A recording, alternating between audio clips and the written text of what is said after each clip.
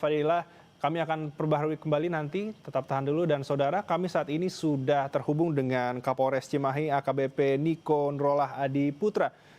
Pak Niko, selamat siang, bisa mendengar suara saya dengan L di Kompas TV? Selamat siang, Pak. Bisa Selamat siang. terdengar. Baik, Pak Mohon Niko. maaf, suara saya terdengar jelas? Suara saya? Suara terdengar jelas, Pak Niko. Pak Niko, boleh terima kasih. dikonfirmasi apakah posisi Pak Niko sekarang sedang menuju ke lokasi? Jadi perlu kami sampaikan bahwa terkait dengan masalah curah hujan yang begitu tinggi dari kemarin, ini memang dampak yang terbesar yang dialami adalah di daerah Kecamatan Cisarua atau tepatnya di Pasir Langu. Nah, tapi ini kami baru juga melakukan pengecekan ke beberapa lokasi lain, yaitu tepatnya di daerah wilayah Lembang, yang mana itu lokasinya di sekitaran Desa Sukajaya. Terdampak juga ada beberapa warga juga yang terkena dampak akibat curah hujan yang tinggi, sehingga terjadi pergeseran dan kami dari lokasi tersebut dan menuju ke daerah Pasir Langu. Tetapi karena mungkin situasi di lapangan ini jalur terputus, sehingga kami harus melintas memutar lebih jauh lagi. Demikian sementara. Baik, Pak Niko, apakah sudah ada informasi jumlah laporan orang hilang atau mungkin korban atau yang selamat, Pak Niko? Sampai dengan saat ini tentunya ada beberapa data yang sudah kami rekap dari laporan yang ada, kurang lebih 114 data, dan masih terus kami lakukan pemvalidan data karena masih ada beberapa juga korban yang berangsur-angsur ditemukan. Saat ini ada kurang lebih 24 yang sudah bisa berhasil dilakukan evakuasi. 24 ya? Dan juga masih, ya betul, sekarang juga, tapi nanti kami coba akan validkan untuk datanya. Dan hal tersebut kami juga sudah lakukan upaya terkait dengan pembentukan beberapa pos, yaitu salah satunya adalah pos DVI yang di lokasi terdekat, maupun untuk koordinasi dengan stakeholder terkait dari BPBD maupun dan hal sebagainya. Baik, kalau untuk korban jiwa atau korban yang hilang, ada jumlah yang sudah didapat? Data sementara mungkin, Pak Niko? Data sampai dengan saat ini kami untuk korban yang hilang ada 114. Oke. Untuk korban meninggal, apakah sudah ada informasi sementara? Sampai saat ini di kami datanya berarti 4 ditambah 6, berarti ada 10. 10 korban meninggal dunia ya? Berarti masih ada sekitar seratusan yang data yang masih hilang ya, Pak Niko ya? Ada 21 yang selamat, sehingga kalau daftar yang 21, kalau daftar yang hilang sampai dengan data kami saat ini ada 89. 89 data hilang. Oke, baik. Betul. Tapi tentunya nanti kami akan coba validkan lagi kembali datanya sampai menunggu waktunya, karena mungkin situasi di lokasi juga masih cukup rawan, karena mengingat kami khawatir terkait dengan adanya mungkin longsor susulan dan sebagainya. Demikian. Oke, baik, Pak Niko, apakah ada langkah berikutnya yang akan dilakukan? Mungkin akan ada pembangunan posko sementara terkait dengan warga yang terdampak? Ya, kalau posko sudah kami bangun seketika itu dengan koordinasi juga dari pihak Polda Jawa Barat, sudah menurunkan tim, baik dari rekan-rekan juga dari DVI sudah membuatkan pos di lokasi tersebut. Kemudian juga sudah berkoordinasi untuk rumah detensi, sehingga tempat evakuasi dari beberapa korban yang berhasil kami lakukan penyelamatan. Kemudian juga terkait dengan masalah upaya untuk memberikan jalur atau pengamanan di lokasi tersebut, mengingat dampak bahayanya bila mana terjadi longsor susulan. Demikian. Baik, untuk Pak Niko, terkait dengan korban yang hilang, ini untuk evakuasinya akan dilakukan bagaimana, Bapak? Apakah akan berjalan secara maksimal? Ada berapa orang yang akan dikerahkan untuk melakukan evakuasi? Baik, saat ini kami terus melakukan koordinasi dengan BPBD maupun dari stakeholder terkait, dan kami sudah koordinasi juga dari Polda Jawa Barat untuk bisa menurunkan tim yang untuk segera melakukan evakuasi di lokasi tersebut. Mengingat lokasi titik Cisarua ini besar, walaupun ada juga di lokasi Lembang yang melakukan pergeseran tanah kurang lebih ada 12 rumah dan dilakukan juga evakuasi. Tentunya kita akan melaksanakan evakuasi secara maksimal sehingga bisa dilakukan hari ini atau mungkin beberapa waktu ke depan. Demikian. Baik, terima kasih Bapak AKBP Niko Nurullah Adi Putra, Kapolres Cimahi. Bapak hati-hati di jalan, semoga evakuasi dapat berjalan dengan lancar. Terima kasih, Pak Niko. Terima kasih. Baik, terima kasih. Baik. Saudara, saat ini kami sudah tersambung dengan Kepala BPBD Jabar, Bapak Teten Ali Mulku. Pak Teten, boleh di-update terkait dengan longsor yang terjadi di Bandung Barat, Pak Teten, hingga saat ini? Iya, terima kasih. Jadi hari ini memang terjadi dua longsoran ya, terjadi di Bandung Barat. Yang pertama di Pasir Langu, yang kedua terjadi di Lembang. Ini memang apa namanya, mungkin salah satu penyebabnya dikarenakan ada intensitas hujan yang cukup tinggi. Memang ini sesuai dengan early warning yang dikeluarkan oleh teman-teman dari BMKG. Nah, sampai dengan sini korban hilang, detailnya kami masih terus mengumpulkan informasi sekitar 100-an gitu ya. Mudah-mudahan sih kurang lah ya, kurang daripada itu. Dan sementara ini yang ditemukan sekitar 10 ya, 10 dan mudah-mudahan tapi kami ini saya dalam perjalanan, soalnya dalam perjalanan belum bisa memastikan detail seperti apa kejadian di lapangan karena ini banyak sekali longsoran-longsoran kecil di menuju lokasi ini memang cukup curam ya.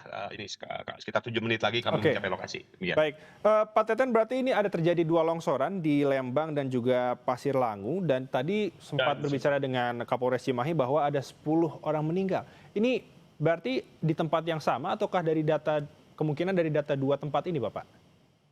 Kami belum bisa memastikan ya, saya takut salah datanya. Oke, Yang jelas kalau yang di Lembang ini sekitar 2 orang dipastikan meninggal dunia di Lembang itu. Yang di Pasir Langu kami belum sampai ke lokasi nih, saya dalam oke. perjalanan soalnya. Baik, Bapak dari tim BPBD Jawa Barat, apakah sudah dikerahkan untuk melakukan evakuasi, Pak Teten? Halo, Pak Teten?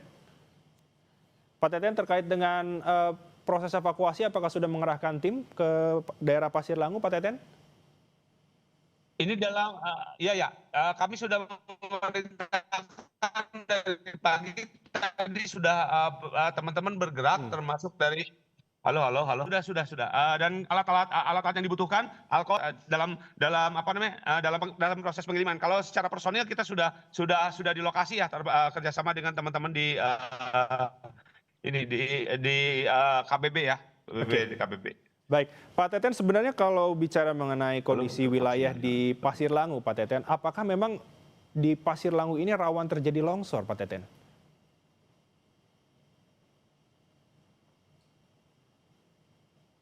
KRB, kajian risiko bencana, memang terjadi daerah yang cukup rawan, terutama, dan kami melihat di seputar ini juga ada perubahan fungsi lahan yang memang ini mengakibatkan kejenuhan air sehingga terjadi run off ya, dan terjadi banjir dan longsor kemungkinan. Demikian. Baik, Pak Teten, terkait dengan kondisi bencana ini apakah akan segera ditetapkan, Pak Teten, dalam waktu dekat? Ini karena ini bencananya skalanya di kabupaten kota ya, maka nanti kabupaten kota tersebut pihak Forkopimda ya, Bupati beserta Forkopimda itu akan mengkaji dan kalau misalnya diperlukan penetapan sebagai status tanggap darurat bencana. Kalau status siaga bencana memang sudah ditetapkan Jawa Barat, Jawa Barat sudah ditetapkan sebagai siaga bencana hidrometeorologi dari tanggal 15 September sampai dengan tanggal 30 April. Memang kita sudah memberikan early warning dan kita sudah bersiap-siap. Tetapi titik-titik lokasi kan kita juga tidak tahu lokasinya tersebut, dan sebetulnya ini kita juga sudah kolaborasi dengan teman-teman di kewilayahan, desa kelurahan gitu ya. Cuman ini juga menjadi masukan ke kita, autokritik terhadap kita bahwa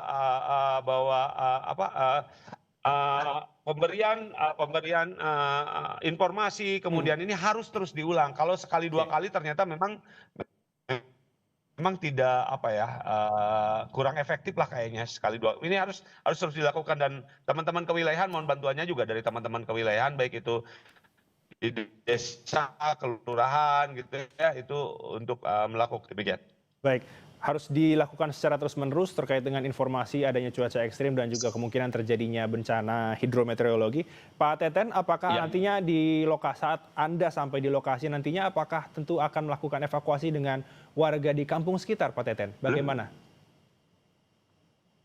Ya.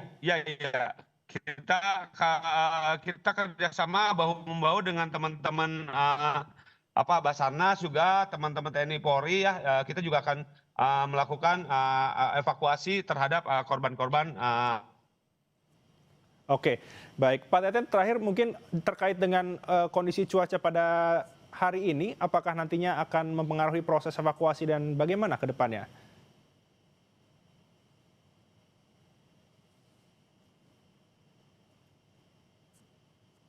Halo, Pak Teten.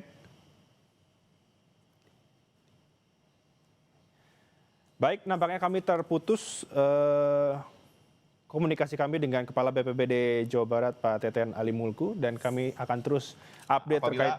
Apabila Baik. ya. Ya. Halo. Halo, Pak Teten. Ya, silakan Pak Teten.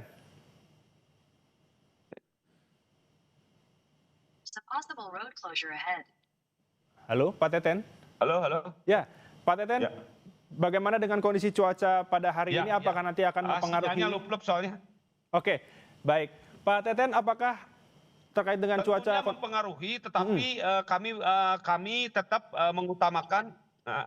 mengutamakan keselamatan petugas ya dalam melakukan evakuasi. Oke. Ya, mengutamakan keselamatan petugas karena bagaimanapun juga yang mereka-mereka yang bertugas juga harus mengutamakan keselamatan mereka. Demikian.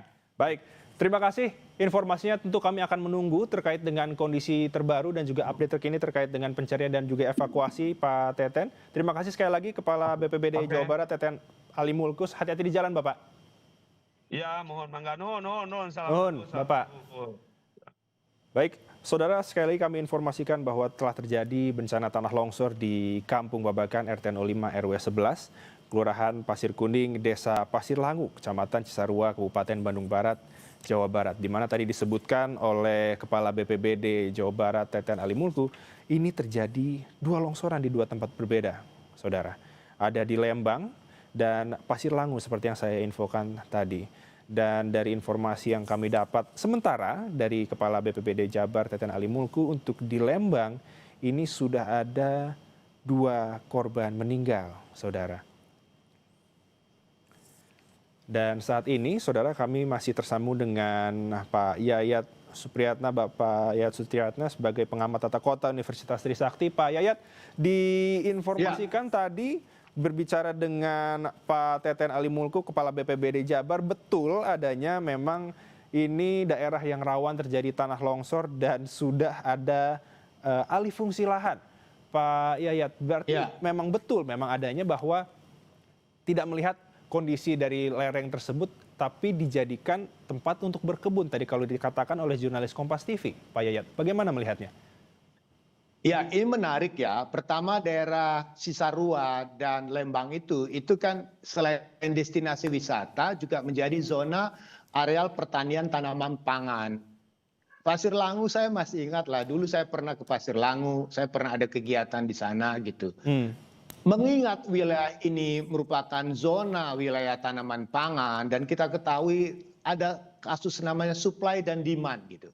Ketika permintaan pasar ya tentang produk-produk pertanian makin meningkat, itu kan akhirnya ketika intensifikasi tidak mampu, artinya dengan misalnya dengan membuat rumah-rumah kaca untuk tidak melakukan ekstensifikasi, meluaskan areal pertanian, itu otomatis ketika demand meningkat, proses ekstensifikasi ya alih fungsi lahan untuk memperluas areal pertanian itu pasti akan terjadi.